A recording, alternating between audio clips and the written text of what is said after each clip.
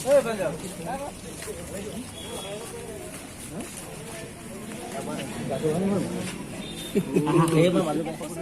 বৰ্ষপতি সেই বৰ্ষপতিৰ ভিতৰত আপুনি কি ক'ব আৰু এই চৰকাৰখনে কিমান এক বছৰত কিমান ভাল কাম কৰিলে কিমান বেয়া কাম কৰিছে? ভাল কামৰ ভিতৰত এটাই দেখিছোঁ সকলোৱে, সেইটো হ'ল যে বস্তুৰ সাংঘাতিক অভিযত আকাশলংঘী মূল্যবৃদ্ধি। তাৰ বাহিৰে কিবা সফলতা চৰকাৰখনৰ বাৰু দেখিছে নেকি কওকচোন?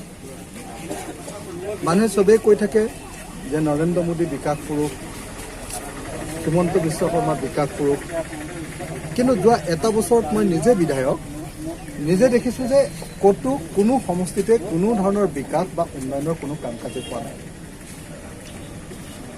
গতিকে চৰকাৰখনক আজিৰ দিনটোত মই এজন MLA হিচাপে মই আজি বৰ্ষপূৰ্তিত জড়িত হৈ থাকিব লাগিছিলে, কিন্তু মই আজি বৰ্ষপূৰ্তিলৈ যাবলৈ মোৰ কোনো মনত কোনো আগ্ৰহ নাই। কেলে আগ্ৰহ নাই? কাৰণ চৰকাৰখনে বৰ্ষপূৰ্তি যে কৰিব তাৰ কাৰণে যোৱা এটা বছৰত একোৱেই কাম কৰিব নোৱাৰিব। আটাইতকৈ ভয়ানক কথাটো হ'ল যে এই সময়খিনিত গোটেই ৰাজ্যখনৰ জনগণৰ অৰ্থনৈতিক অৱস্থা ইমান ভাগি ছিগি গ'ল যে মানুহৰ মাজত এটা সামগ্ৰিক হতাশা, যাক ইংৰাজীত টোটেল ডেছপায়াৰ বুলি কয়, এটা সামগ্ৰিক হতাশাই আৱৰি ধৰিছে। আজি সকলো হতাশ, খেতিয়কসকল হতাশ, আজি উদ্যোগপতিজনো হতাশ, আজি শ্ৰম কৰি খোৱা, দৈনিক হাজিৰা কৰা, দৈনিক মজুৰি কৰা মানুহজন যেনেকৈ হতাশ, আজি ডাঙৰ ব্যৱসায়ীজনো হতাশ, আজি সাংবাদিকজন যেনেকৈ হতাশ, আজি সংগঠন কৰা মানুহবিলাকো হতাশ। প্ৰত্যেকটো দল, সংগঠন, প্ৰত্যেকজন ব্যক্তি, প্ৰত্যেকজন মানুহ, পুৰুষ, মহিলা সকলো আজিৰ দিনটোত হতাশ। এইকাৰণে যে যোৱা সময়খিনিত আমাৰ অৰ্থনৈতিক অৱস্থা সাংঘাতিক ধৰণে বেয়া হৈ গৈছিল। গতিকে মই যদি কোনোবাই যদি সোধে যে যোৱা এবছৰীয়া কাৰ্যকালৰ মূল বৈশিষ্ট্য কি, তেতিয়াহ'লে মই ক'ম যে হতাশা বিয়পাই দিয়াটো প্ৰথম বৈশিষ্ট্য আৰু আকাশলংঘী মূল্য বৃদ্ধি কৰাটো দ্বিতীয় বৈশিষ্ট্য। এতিয়া মোক সুধি আছে মানুহবিলাকে যে নহয় এই চৰকাৰখনৰ দিনত আপুনি দিয়কচোন, এই চৰকাৰখনে আটাইতকৈ ডাঙৰ ঢোল বজোৱা বস্তুটো কি আছিলে? কৈছিলে যে আমি 1 লাখ নিবনুৱা 31 মাৰ্চৰ ভিতৰত আমি নিযুক্তি দিম। এইটোতো তেওঁলোকৰ লিখিত প্ৰতিশ্ৰুতি আছিলে 31 মাৰ্চ দেই, আজিতো 10 মে'। 31 মাৰ্চৰ পৰিৱৰ্তে তেওঁলোকে 1100 মানুহক এতিয়ালৈকে নিযুক্তি দিয়ে। তাকো ক'ৰবাত খালী হোৱা যিবিলাক মানে খালী হৈ থকা যিবিলাক আমাৰ পদ, সেই পদত নিযুক্তি দিয়াৰ বাহিৰে আন একো কৰিব নোৱাৰে। গতিকে 1 লাখ নিবনুৱা নিযুক্তিৰ ক্ষেত্ৰতো সম্পূৰ্ণৰূপে 100% তেওঁলোক বিফল হ'ল। তেওঁলোকৰ যিটো 10টা সংকল্প আছিলে, তেওঁলোকেতো বহুত ডাঙৰ, আপোনালোকে জানে যে ভিজন ডকুমেণ্ট প্ৰথমতে উলিয়াইছিলে 16 চনত। তেতিয়া কৈছিলে যে 23 লাখ নিবনুৱাক নিযুক্তি দিম, সেইটোতো নেচেলে, সেইটো একো নহ'লে।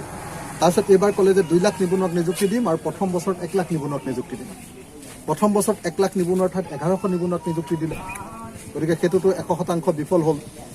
তাৰপিছত তেওঁলোকে ক'লে যে প্ৰথম সংকল্পটো তেওঁলোকৰ আছিলে যে অসমখন বানমুক্ত কৰি দিব, আৰু বানমুক্ত কৰি দিবৰ কাৰণে কি কৰিম বুলি কৈছিলে, স্পেচিফিকেলি তেওঁলোকে কৈছিলে যে বানমুক্ত কৰিবৰ কাৰণে ব্ৰহ্মপুত্ৰখনক শদিয়াৰ পৰা ধুবুৰীলৈকে পূৰা খান্দি পেলাব, ড্ৰেজিং কৰিব। আৰু ড্ৰেজিং কৰি লৈ তেওঁলোকে মাজে মাজে ক'ৰবাত ক'ৰবাত ৰিজাৰ্ভাৰ বনাব, সেই ৰিজাৰ্ভাৰত পানীবিলাক জমা ৰাখিব আৰু সেই পানীৰ পৰা পথাৰলৈ পানী যোগান দিব।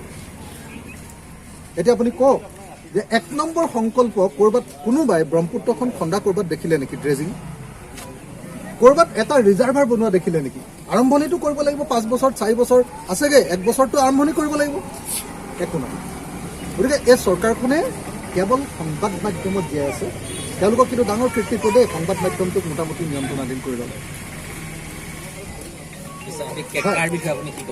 তো মই এতিয়া এই মুহূৰ্তত মই মাত্ৰ এটাই কথা কওঁ, মোক সুধি আছে মানুহে যে আপুনি 10 নম্বৰৰ ভিতৰত কিমান নম্বৰ দিব? মই কৈছোঁ যে 10 নম্বৰৰ ভিতৰত এই চৰকাৰখনক মই 0 দিবলৈকে ভাল পালোহেঁতেন, কিন্তু এনেকুৱা কিছুমান কাম কৰিছে যিবিলাক কামৰ কাৰণে এতিয়া 0 দিয়াটো সম্ভৱপৰ নহয়।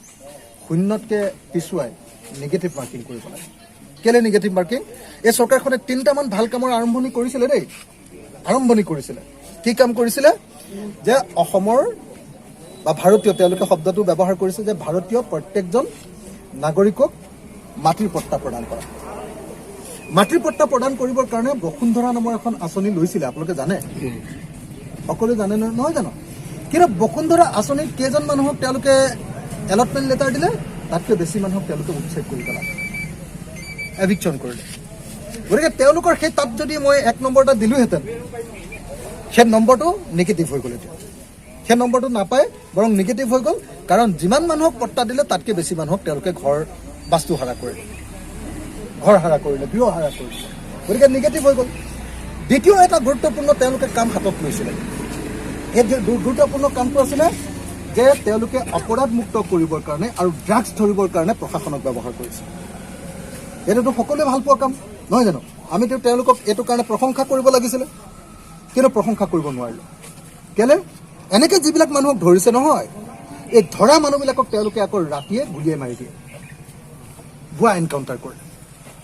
অৰ্থাৎ সমাজখন সুশৃংখলিত। এহাল দম্পতি গৈছে বুলি ওলাইছে, কি ক'ব এই ক্ষেত্ৰত? আচলতে অসমত সশস্ত্ৰ সংগ্ৰাম বা সন্ত্ৰাসবাদী কাৰ্যকলাপবিলাক, সশস্ত্ৰ সংগ্ৰামৰ মাজৰ ভিতৰত চলি থকা কিছুমান সন্ত্ৰাসবাদী কাৰ্য যিবিলাক আছিলে, সেই কাম কাজবিলাক লাহে লাহে অৱসান ঘটিছিলেগৈ। কিন্তু হিমন্ত বিশ্ব শৰ্মা চৰকাৰ অহাৰ লগে লগে, হিমন্ত বিশ্ব শৰ্মা মুখ্যমন্ত্ৰী হোৱাৰ লগে লগে আকৌ লাহে লাহে সন্ত্ৰাসবাদী কাৰ্যকলাপবিলাক আকৌ অসমত বিপুলভাৱে গঢ় লৈ উঠিলে। আজি আমি ধৰিবই নোৱাৰোঁ। কেতিয়াবা হিমন্ত বিশ্ব শৰ্মাই পৰেশ বৰুৱাক প্ৰশংসা কৰি দিয়ে, কেতিয়াবা পৰেশ বৰুৱাই হিমন্ত বিশ্ব শৰ্মাক প্ৰশংসা কৰি দিয়ে।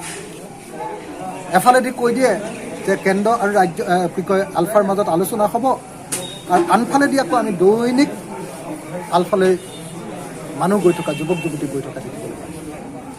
গতিকে ধৰিবই পৰা নাই যে কাৰ লগত কোনে সম্পৰ্ক ৰক্ষা কৰি এই মুহূৰ্তত ধৰি আছে। মই এই মুহূৰ্তত একেটাই বস্তু দেখিছোঁ যে যেনেকৈ চৰকাৰে ভুৱা এনকাউণ্টাৰ কৰি জনগণক হত্যা কৰিছে, সেই একেটা সময়তে এনেকুৱা একে এনকাউণ্টাৰ কৰি আলফাই আকৌ আমাৰ অসমীয়া মানুহকে হত্যা কৰিছে। গতিকে এই দুইটা কামেই নিশ্চিতভাৱে নিন্দনীয় কাম হৈছে, গৰিহণাযোগ্য কাম হৈছে। আমি কোনো মানুহক হত্যা কৰা কথাটোক কেতিয়াও প্ৰশংসা কৰিব নোৱাৰোঁ, কেতিয়াও মানি ল'ব নোৱাৰোঁ। গতিকে আলফা আৰু অসম চৰকাৰ, দুইখন চৰকাৰৰ এই যি হঠকাৰী কাম, দুই চৰকাৰ আৰু সংগঠনৰ যি হঠকাৰী কাম, ইয়াক আমি নিন্দা কৰিছোঁ আৰু এনেকুৱা কাম বন্ধ কৰিবৰ কাৰণে আমি আহ্বান জনাইছোঁ। গতিকে সেই পুলিচ ৰাষ্ট্ৰলৈ যোৱাৰ কাৰণে, পুলিচ ৰাষ্ট্ৰক সহযোগিতা কৰিবৰ কাৰণে এই এৱাৰ্ড দিয়া হৈছে। এই গণতন্ত্ৰৰ কাৰণে ভাল খবৰ নহয়। আজি আমি অসমখনক গণতান্ত্ৰিক ৰাষ্ট্ৰ কৰিব খুজিছোঁ। চৰকাৰৰ দিনত পুলিচে সাংঘাতিক ধৰণে আমাৰ মানৱ অধিকাৰ ভংগ কৰিছে, পুলিচে নাগৰিকৰ অধিকাৰবিলাক ভংগ কৰিছে, পুলিচে মানুহক গুলীয়াই গুলীয়াই ভুৱা এনকাউণ্টাৰ কৰি কৰি হত্যা কৰিছে। গতিকে সেই মুহূৰ্তত ৰাষ্ট্ৰপতি পদক পোৱাটো মই ভাবোঁ যে এইটো এটা কৌতুক, এইটো এটা গণ্ডগোলীয়া কথা, আৰু এইটোক আমি কেতিয়াও সমৰ্থন কৰিব নোৱাৰোঁ। অসম পুলিচে শেহতীয়াভাৱে যি ধৰণৰ সন্ত্ৰাসমূলক কাম কাজ কৰিছে, এইবিলাক বন্ধ হ'ব লাগে। ৰাষ্ট্ৰ সন্ত্ৰাসৰ আমি সদায় বিৰোধিতা কৰিম।